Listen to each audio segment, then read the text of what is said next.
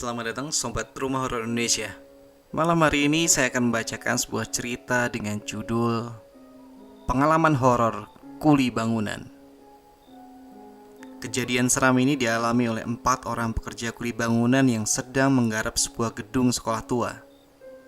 Mereka adalah warga Blitar yang bekerja merantau di wilayah Malang sebagai kuli bangunan. Karena rumah mereka jauh, maka malamnya mereka memutuskan untuk tidur di dalam kelas di sekolah angker tersebut.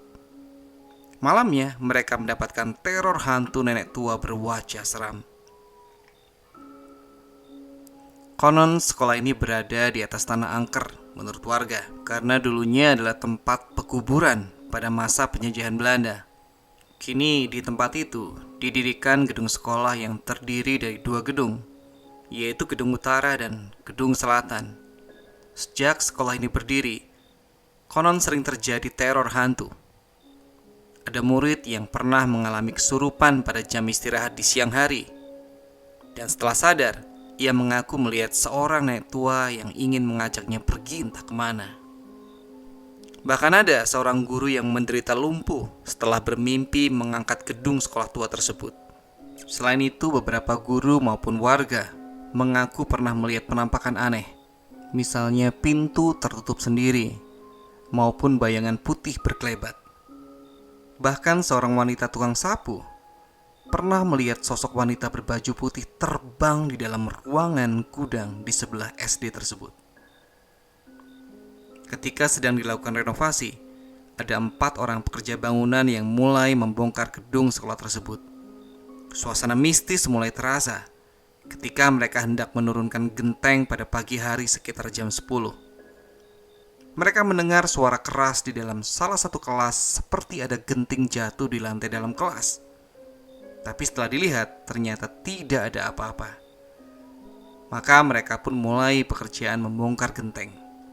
Ketika seharian bekerja, keempat tukang bangunan tersebut merasakan adanya keganjilan. Suasana selama bekerja seperti tegang dan tidak bisa nyaman seperti pekerjaan bangunan lainnya. Ditambah lagi, udara pegunungan di Malang Selatan yang dingin menambah suasana semakin mistis. Menjelang tengah malam, ada suara orang mengetuk pintu. Lalu salah seorang bukanya karena mengira itu adalah mandor bangunan yang ingin masuk. Namun setelah pintu dibuka, ternyata tidak ada siapapun di luar. Tanpa basa-basi, mereka pun kembali melanjutkan tidurnya dengan pulas. Kemudian tepat pada tengah malam, tiba-tiba seorang kuli bangunan berteriak keras dengan tangannya menunjuk ke arah pojok kelas. Mendengar teriakan keras tersebut, maka ketiga rekannya terbangun dan melihat apa yang ditunjuk oleh teman yang berteriak tersebut. Ternyata di pojok kelas ada sosok seorang nenek tua berwajah seram mengacung-acungkan sapu lidi ke arah mereka. Sosok wanita tua tersebut mengenakan pakaian hitam, berambut tebal berwarna putih dengan wajah buruk, serta matanya besar dan melotot. Hantu wanita tua tersebut tertawa terkekeh-kekeh sambil mengacungkan sapu lidinya ke arah para kuli bangunan dengan nada seperti mengancam.